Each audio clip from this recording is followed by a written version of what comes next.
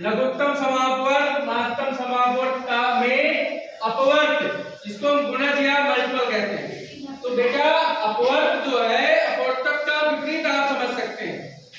तो कोई भी संख्या प्रत्येक अपवर्तक की अपवर्त कहलाती है। कोई भी संख्या प्रत्येक अपवर्त की, और इसका मतलब क्या होगा उदाहरण लेंगे तब समझ में आएगा।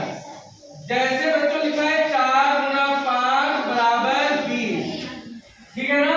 तो ये जो 20 है ये गुणज है, क्या है गुणज है। और ये गुणज किसका है, ये गुणज है 4 और 5 का।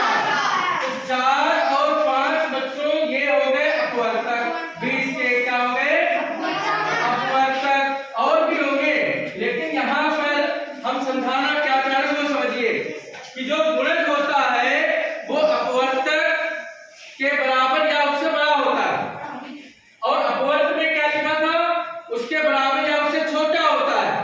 अपवर्तक दी गई संख्या से छोटा या बराबर होता है, अपवर्त क्या होता है बराबर और बड़ा होता है। और जैसे हम आपको मान लेते हैं एक उदाहरण, जैसे 20 है तो 20 के आपने जैसे 20 है तो 20 और कितने तरीके से मिलेगा देखो भाई।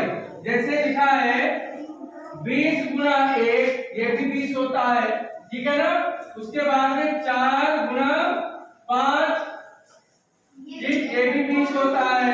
उसके बाद में 2 गुणा 5, ये भी 20 होता है। होता है कि नहीं?